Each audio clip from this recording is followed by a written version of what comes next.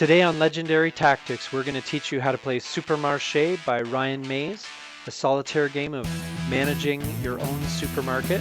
Do you have what it takes to make a profit? Let's find out how to play, and then you can give it a shot. So what's the goal of Supermarché? Basically, you don't want to let your money go below zero on the money track here. If it goes below zero at any time, you lose. And otherwise, you want to play a full 6 rounds and make the most money you can. So this is the game board.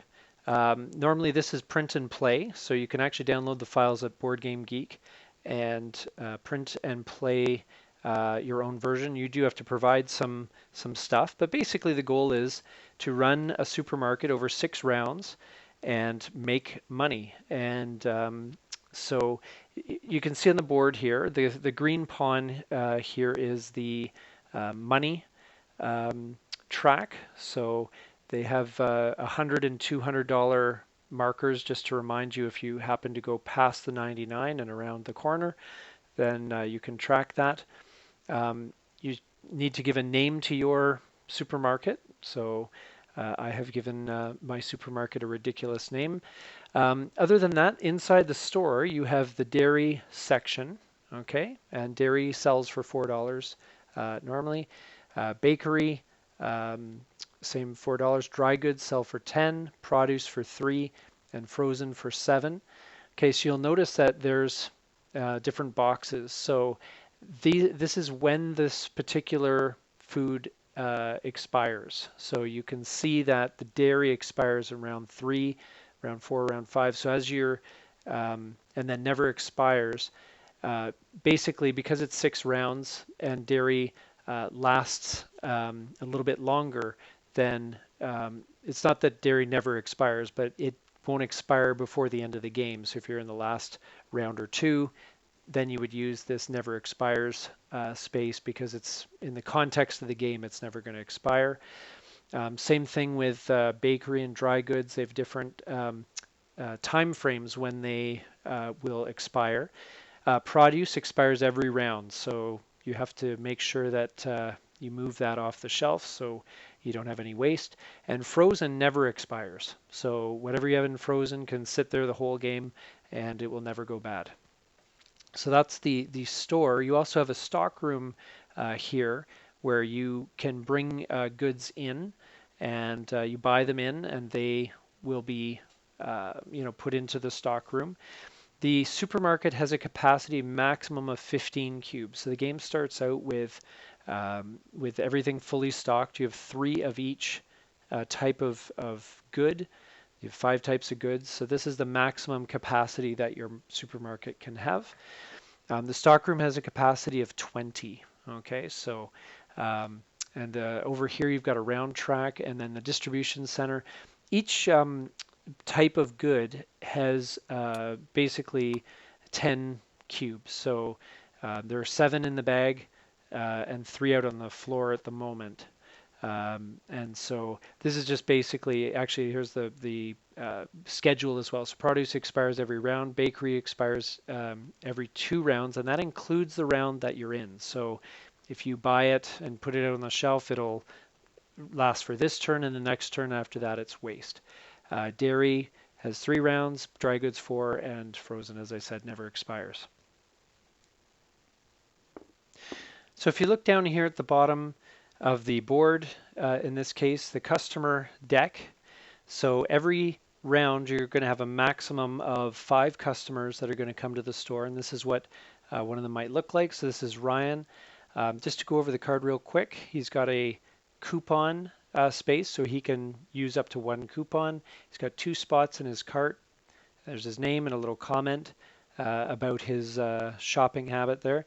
And basically the range of numbers here are if he comes in your store, you roll the dice to find out what he will buy. So he's going to buy 1 dry good and 1 frozen.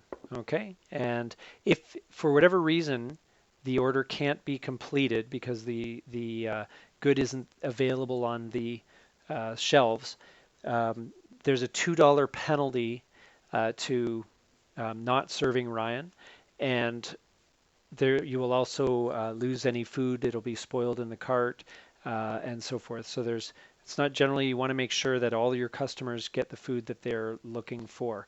I'm just going to flip this just to show you a different person. Here's Clara, coupon as well. So she can use a coupon. I'll explain that a little bit later. 3 spots in the cart. If negative $7 penalty if you mess this one up. So make sure that you have what she wants. And what you can see is you can kind of game it a little bit. You can see, well, there's a pretty good range there for dairy, frozen, decent chance, produce, it could be good. So, you can kind of, prepare your shelves. You have a one-time per turn restocking that you can do. And so you want to do that wisely to make sure that all the customers are looked after. And then we'll just look at one more here. This is Rory. He's just got 1 spot in his cart. You can see he's only going to buy one of 3 different types of goods, and the penalty is $4 if the item isn't there. So that's basically how the customer cards look. Over here we have a distribution center card. One of these is flipped up every turn. It's going to give you the cost to buy each item. Okay, so you can see frozen goods, $3. And so that might be a pretty good time to buy because frozen goods sell for $7. So you're going to want to try and manage that cost versus sale price, to make sure that you're profitable. And there's 6 of these. There's one for every turn. So every turn you're going to flip one of these cards over, and that will give you the prices for this particular round. Okay, there are 5 phases to each game turn. There's a preparation phase, the delivery phase, the stocking phase, the customer phase, and the waste phase. The preparation phase basically starts out, you take 5 of the customer cards, okay, and you deal them out face down, and you choose any 2 to flip over. Okay, so these are going to be the first 2 customers that we need to worry about. Then the distribution cards over here, you would normally take the next card off the distribution center deck. That basically tells you what the prices are going to be when you buy food, and that's basically the preparation. The delivery phase is when you buy food for the supermarket. So, for example, if you use this card to tell you what the current prices are, and then you buy the items that you'd like to have on hand. So produce is a heck of a good deal. So we're going to buy 3 produce, okay? And produce expires every round, so it goes on to that particular space, okay? So you're going to want to get those out on the floor pretty quick. And once again, once you spend that money, then you take your money down on the money track. Then let's say bakery, it's a little bit expensive, so we'll take the one this time. And then dairy is pretty cheap, so we'll take a couple of those. Okay, and you got to be careful you're not spending too much. There goes another 7. Okay, and maybe we'll buy another frozen good just to have that one on hand. So don't want to go broke. If the money ever drops below 0, then you are out of business and the game ends. So you always have to make sure you got some money there, and hopefully we'll be able to help some customers make some money here to recoup that money that I spent on the goods. So after that, the stocking phase. That's where you would move food cubes from the stockroom into the supermarket itself. And you can move any cubes you like into the supermarket, but there's a maximum of 15 cubes in the store at any one time, just as there's a maximum of 20 cubes in the stockroom. So the game starts with a fully stocked store. So you have everything, um, basically it's all maxed out with 3 cubes on all 5 goods. And so really there's nothing to do in the first turn, but in future turns you're going to want to make sure that you have the right amount of stock in place so that you're covered as far as your customers' needs. This is also a time when you put items on sale, which I'll cover in a minute. The next phase is the customer phase, and this is where customers will come in and actually buy goods from your store.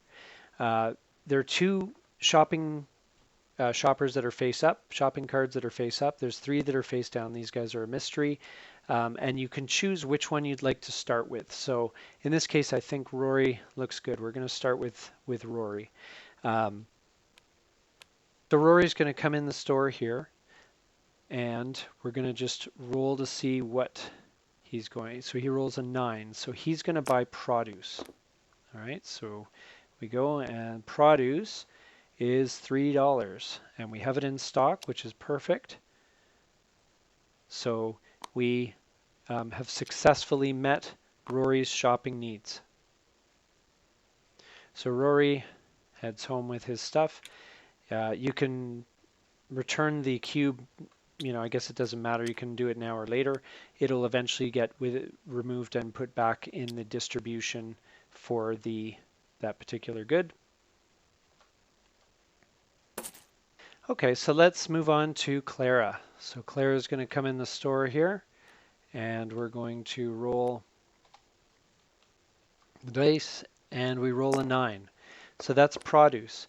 Now, Clara has a coupon symbol up here.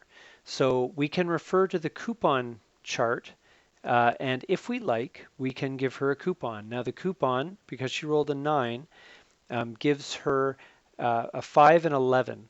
So in this case, it's a dairy and a produce. So we can actually sell an additional good to her but the customer does save $2 on that. So if we give a dairy and a produce, okay, dairy and a produce right here. Okay, we make $7 for the sale, but because she used a coupon, she saves $2. So it's actually only $5 of profit on that particular customer. Okay, so there's a few important rules about couponing. Number 1, there must be a coupon symbol up here, and you can do couponing for as many symbols as there are here. So some customers have 2 coupon symbols. You can do couponing twice, provided that both items have to be in stock. Both items have to be able to fit in the cart, and if both numbers happen to fall within the range, so let's say a 6 and a 7, for example, might be the same good on this chart, in which case they'll buy 2 of the same item. So what happens when you run out of food? Well, let's say, for example, Clara rolls on her next roll an 11, and that means she's looking for produce. Now, there's no produce here in the section, so 3 things happen. Number 1, you receive a penalty written on the card for the fact that Clara did not have the good there that she wanted. So in this case, down from 10 to 3. Also, you lose the money that you earned from those goods in the cart because she left without paying. So in this case, I'd actually be out of business. but just for the example, we'll keep on going here. You lose the food in the customer's cart as well. So they're considered spoiled, and so they end up being waste at the end of the round. So you lose the goods as well. So you really want to make sure that the customers are happy with the service. So if you look here at the bottom, you'll see that there are sale tokens. So for example, a bakery sale. So during the stocking phase, before the customers come into the store during the customer phase, you can choose to put a good on sale. You have to put at least 3 goods, different foods on sale during the course of the game. and you can put on, up to 5. You can basically put a sale on uh, once per food type per game. So you could have a maximum of 5 sales, in other words, one for each type of good. So when a food is on sale, obviously there's a lower price, and customers will use that money they save to buy extra goods. So when a food's on sale, a customer can buy one on sale food at the beginning of the trip. And this happens before the dice are rolled. You just take the cube and place it to the left of the spaces in the shopping cart. So if I'm have a customer here, so let's say Rory, bring him back. You can put that in. This is the one exception to the space in the cart limitation, is that if in this initial purchase of an on-sale food, it goes just to the left of the spaces, and then you begin the shopping trip as normal with a roll of the dice. Okay, let's say Clara is on the shopping trip, and we put a sale on dry goods, and she happens to roll a 3. So when that happens, when the roll actually happens to hit on a good that is on sale, then basically the customer is going to buy 3 items, both the item on sale, and let's say again it was a 3 that was it was rolled. So check the coupon chart, and Claire will buy an additional dry good and a produce as well. So if the cart is over full, that's fine. This is the one exception to the rule. And the customer does not save $2 because the customer is not using a coupon in this case. If the 3 items aren't available, then the customer cart is not completed, and it's just handled just like any other shopping trip. So it is one of those things where you're going to have to make sure that you're well stocked, because if someone happens to hit a sale, they may end up buying a bunch of different goods, and you want to make sure that everything is there so you don't have to pay the penalty and refund the money, etc. Once per round, you can restock. You get to choose the timing of it, but just remember there's a 15 cube limit in the store at any one time, and you have to have a cube in the stock room in order to restock. So for example, if I were to do that right now, maybe I'd put in, say a produce, and we'll put in the frozen, and we've got one more space capacity, so we'll throw it into dairy. And now we're fully stocked. We've got the maximum 15 cubes in the supermarket again. If a customer, let's say for example, there's no produce, I'll just move these over here. So there's no produce, and Clara wants produce. You can do the restock during her trip. Okay, you don't complete the card, you do receive the penalty. However, you do not lose the money that's already been spent by the customer. So if Clara already had, let's say, a couple goods, and you'd given yourself the money for that, okay, and then suddenly she wants produce, you can choose to call your restock at that moment, and Clara would, you'd lose the $7 for Clara's penalty, and the goods would be spoiled, etc. But you would not lose the money that it was already spent by the customer. The customer must have purchased at least one item before you call the restock during their shopping trip. And once their cart is full, you can't call the restock during the shopping trip. You must decide to restock before rolling the dice for the next item. And if you roll it and you realize you're out of a good, it's too late, and the customer's shopping trip is over with all the penalties that apply. All right, let's say a customer has completed their shopping trip. You can call the restock after the customer's shopping trip, and if you do that, you discard one of the face down customer cards when you call that restock. If there's no face down customer cards, then, because they've all been helped or whatever, then you cannot restock between customers. Restocking occurs basically after the completion of the customer card, let's say Clara, but before you flip the next customer card. The customer phase ends once you've completed all 5 customer cards, or if you lost a card because you called for a restock, then 4 customer cards. And then once that's done, you put all the cubes that they purchased back in the distribution center in the appropriate color. And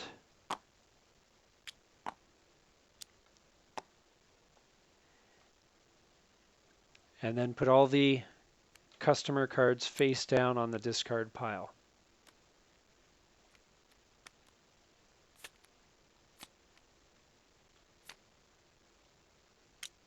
Then finally, once the customers are gone, we deal with the waste phase. Now, as I said, this is the first round. The produce is the only good at risk because it expires every round. The dairy expires after round 3, the dry goods after round 4, etc. So if there are goods in at the end of the round when they're expiring, then you remove the cubes, put them back in the distribution center, and you pay $1 for every cube that was wasted that way because you have to pay someone to dig it out and throw it away. There is a waste phase at the end of round 6. So if any cubes last beyond that, then they're not considered waste. That's why you can, for example, have dairy, for example, in the never expires box, because that's different from the ones that are going to expire right before the end of the game.